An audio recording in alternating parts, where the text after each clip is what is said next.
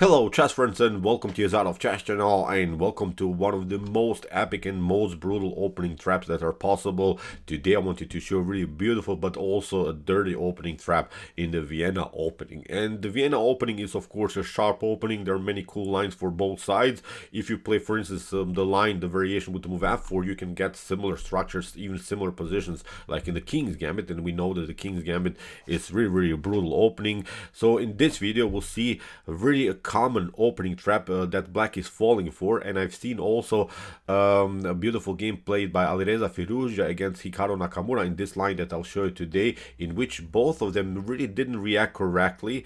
They played many inaccuracies, so still it's sort of an unexplored territory that they played, and still this Vienna Opening has so many sidelines, so many opportunities. So if you maybe played this particular line that I'll show you now, I think you could have really fun. You could destroy your openings very easily, very effectively in the early stage of the game, because actually in this particular trap that I'll show you, black gets destroyed in only 10 moves, which is really wild. Be prepared, this is simply a brutal opening trap, really a brilliant idea in the Vienna Opening. So let's see now what's all about. We play the move e4, black continues with e5, and now we play knight to c3, preparing maybe the move f4, which is much better in my opinion than to play f4 immediately to go into King's Gambit, because with the move knight to c3 you are already controlling the d5 square, which prevents of course black to go into this Falkbeer counter gambit ideas with the move d5. So knight to c3, the standard idea of the Vienna Opening, going with f4. Knight to c6, we are going now with the move bishop to c4. If of course black plays knight to f6, we would reach probably the position of the Italian game with the knight to f3, the two knights defense, or you could then of course launch again this f4 idea like you wanted to play in the first place. Now comes the actual stunning idea already by black, bishop to c5. So black hopes to get this Gioco Piano position with the moves knight to f6, kingside castling, so the common Italian opening games. But in my opinion, bishop to c5 is already a tiny little inaccuracy. Maybe this is playable, but I would not recommend it for black to play here, because first of all, what we can notice is that you are leaving your g7 unprotected, and now white can continue with queen to g4, hitting the pawn on g7 immediately, and there's not so much that can be done. Bishop to f8 and king to f8 are the main lines now for black, and you don't want to play of course king to f8. You have lost the privilege of castling, and it's of course not a good continuation anymore for black. So that's why I would not recommend for you to play the move bishop to c5. In my opinion, knight to f6 instead of this move is much more accurate, going into the solid structures in the two knights defense maybe of the Italian game. So okay, let's see what happens. Now from a bishop to c5, this is now the so-called copycat variation, because black copies also the moves by white here on the queen side. In the continuation now comes this move queen to g4, and from this point on it becomes really a brutal sharp tactical battle. So now black could make a mistake with the move queen to f6. Again, there are better moves. Look at this, g6 maybe is a possibility, which makes sense in the beginning, but in my opinion still you see how many problems you have caused yourself because of the move bishop to c5. Now after d3 you have several dashboard problems here all over the board. h4, h5 in some occasions are possibilities, so in my opinion not a good continuation. Queen to f3 for instance is a good line now for white. Continue the pressure around this pawn on f7. If you play queen to f6, knight to d5 is going to happen. If you play knight to f6, d3, bishop to g5 is going to happen. So this is not an optimal position of course for black. So that's why you see many times black is continuing now with the move queen to f6, and now comes the dirty part, because he's hoping to pick up the pawn on f2, and he's hoping that you play a passive move, because he's saying no way that you are going to leave me here this f2 pawn unprotected. But this is actually our goal of this dirty trap, because now we play knight to d5, and this is now the brilliant idea. This is now the brilliant move. We're leaving simply the pawn unprotected, and look at this. After queen to f2, we can step back, and notice the bishop is covering the square f1, so no further checks are possible. Okay, the queen actually is quite endangered. Look at this, the queen doesn't have good squares, there's no possible escape room for the queen. The h4 square is taken, the f6 square is taken, the queen is taking over here in the center of the board. So really already messed up position by the queen, and also the g7 pawn is now already threatened. So many opportunities now for white. Also the c7 is weak. So you see with this queen takes f2 idea, okay, black had some fun, black took one pawn, but from this point on the game is simply a one-way ticket in a white's favor. So after move king to f8 that black is playing, now we play knight to h3 with the idea to play rook to f1 and continue the pressure on the f file. We decoyed the king towards the f file, and now there are even threats of rook to f1, knight to g5 is an opportunity. Notice that also the bishop is lined up here against the pawn on f7 with knight to g5, queen to h5, bishop to c4, rook to f1. We could really have great pressure here in the continuation of the game, and basically there are now two choices for black, how black should maybe proceed here. So if you play, for instance, h5, this variation has been played in one grandmaster game that I've seen here, but now after queen to g5, look at this, there's nothing that can be done. Again, you have worries where to go with the queen. You could maybe try here to move f6, but f6 leads into complications. We play first here to move knight to f2, you pick up the queen, but now look at this, knight to c7 is falling apart.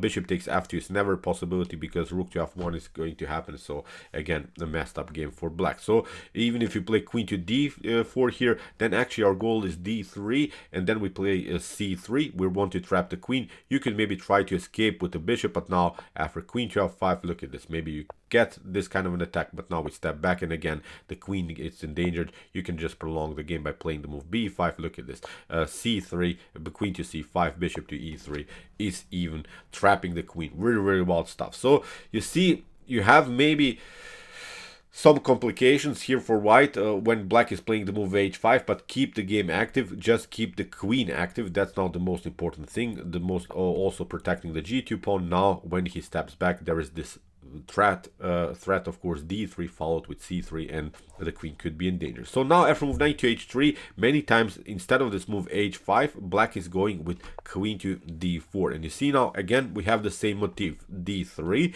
with the trap to play c3, and the queen could be in danger. So now after d3, again your opponent could make many things. In one game that I also found in the database, bishop to e7 has been played, getting out of this mess, but again with queen to h5 you get very huge problems. Knight to d8, rook to f1, again with same tactical goals. And also after bishop to b6, that was possible instead of bishop to e7. Again we play the same motif, the rook to f1. Look at this, maybe you are liberating some squares for the queen, but now look at this, we play c3, the queen has to step back again, and now we continue the pressure. Knight to g5, knight to h6, look at this, queen to h5, everything is messed up here. And after d6 we have even this brilliant move, knight to f6. So you cannot pick up the knight because we pick up also the knight on h6. You can maybe prolong the game by playing the move d5, and there is even a beautiful game in the database. It's Armen Arakelian against Anatoly Korolev in this particular position, where white simply took.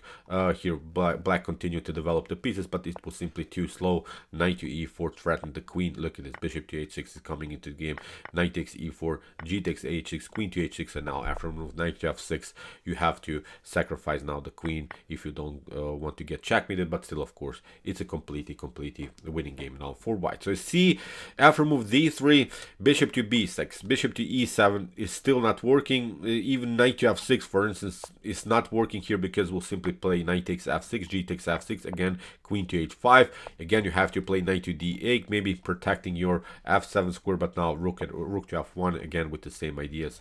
This is now a devastating again position for black. So after move knight to h3, as we said, d3, look at this, even if d6 happens, then we play queen to g3, we step back. This was also played in the game played by Alireza Firouzja against Hikaru Nakamura, where Alireza played queen to f3 instead of queen to g3.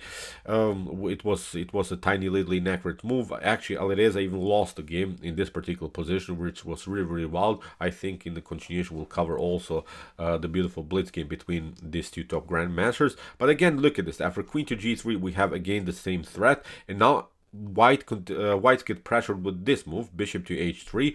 Here black hopes to get the queen back on f2, but actually we ignore the threat. Again, we play a brilliant move, rook to f1. We don't care that black took our knight on h3. We are still threatening our main goal, c3, c3. That's now the dirty part. And what your opponent could do is maybe again liberate some squares for the queen, but actually it's not working. Look at this, we play c3, queen to c4 is of course not possible. You lose this size of material. If you play queen to c5, then we play b4, again with the same idea. And look at this, after knight to b4, c takes b4, queen to d4 can be of course black continuation, but look at this, now comes the best part of this tactical sequence. We play queen to h3, sacrificing even the rook on a1, and now we just play another brilliant sacrifice. Rook takes f7, king takes f7, and now look at this, knight to b6. The pieces are dancing all over the board.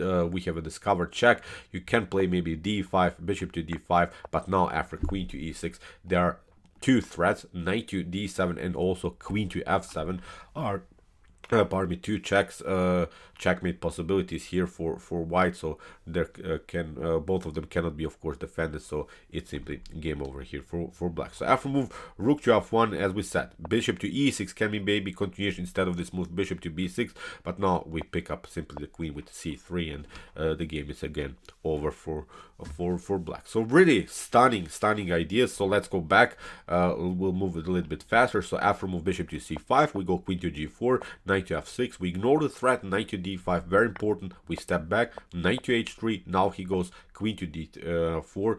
You have seen many other opportunities, but nothing is working here for black, and now d3, and then queen to after rook to f1, we have the c3 idea, and the game is over for black. This is now move 11, and black gets destroyed. So really cool idea in the Vienna opening. I really loved this trap. Incredible tactical sequences.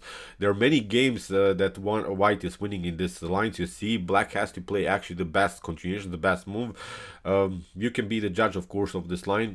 Black doesn't have to play of course necessarily this move bishop to c5, which leads into further complications.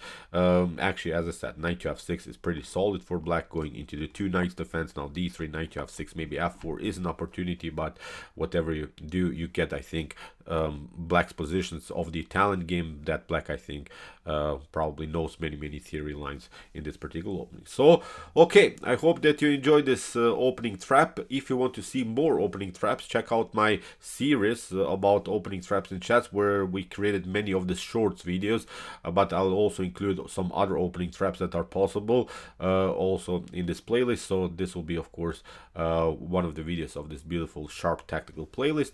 And if you want to know more about chess strategies, you can also check out our basics in chess series videos with some other opportunities in the middle game stage, end game stage, but also the basic principles in chess. And if you like this content, don't forget to subscribe to my channel. See you soon with some more videos, and what to say, chess is the best, of course.